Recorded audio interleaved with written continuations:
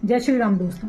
राजस्थान की मीरा को तो सभी जानते हैं। क्या आप कर्नाटक की मीरा को जानते हैं, जो कि आज से 900 साल पहले लगभग 12वीं शताब्दी के अंदर उनका दक्षिण भारत के अंदर जन्म हुआ।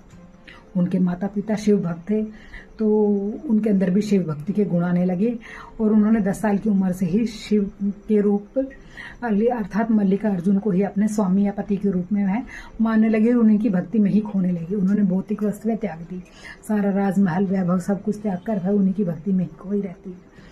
धीरे धीरे वह बेहद सुंदर थी। धीरे धीरे समय बीता, युवावस्था के अंदर एक राजा का दिल उनके ऊपर आया। उन्होंने विवाह प्रस्ताव भेजा, जो कि उन्होंने इनकार कर दिया और बोला कि मैं अपने पति शिव को मान चुकी हूँ। ऐसे में राजा को यह बात पसंद नहीं आई। उनके माता पिता को यातनाएं दी उन्होंने।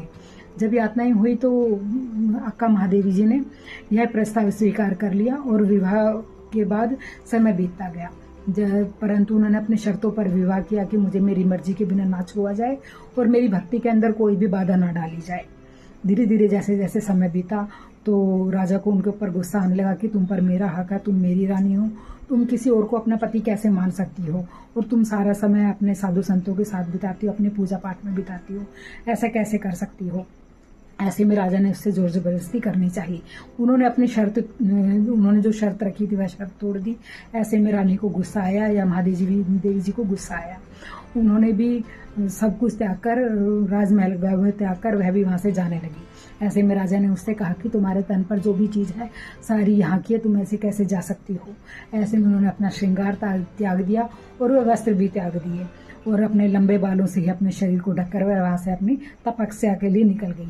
परंतु समाज की गंदी निगाहें उन पर टिकी हुई थी। ऐसे में उनके लिए जीना मुश्किल होता जा रहा था। ऐसे में वह सुरक्षित जगह ढूंढ रही थी जहां वह शांति के साथ शिव की भक्ति के रूप में मल्लिकार्जुन की भक्ति के अंदर खो जाए। ऐसे में वह साधु संतों के समूह के अंदर गई, जहां उन्हें भी गंदी निगाहों से देखा गया या उन्हें उनके ऊपर लांछन लगाए गए कि तुम ऐसे कैसे घूम रही हो। तो उन्होंने समझाया कि शिव मेरे और मैं शिव की, मैं शिव में पूरी तरह से खोई हुई हूँ, तो मुझे वस्त्रों से या भौतिक वस्तुओं से कोई फर्क नहीं पड़ता।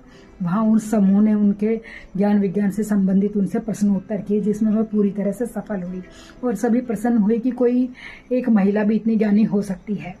ऐसे में उन्होंने शिव से संबंधित 430 रचनाएं करी, जो कि आज तक भी प्रचलित हैं या बच्चों को पढ़ाया जाता है उनके बारे में, या शिव भक्ति सिखाई जाती है उनके द्वारा।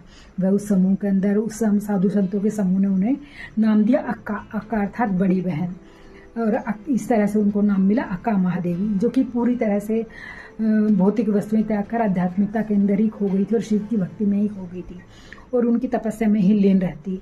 ऐसे में उन्होंने सारी उम्र या ताउम्र कह सकते हैं कि निवस्त्र रहकर ही उन्होंने गुजारा, परंतु शिव को उन्होंने कभी नहीं छोड़ा और शिव के अंदर ही वह समा गई।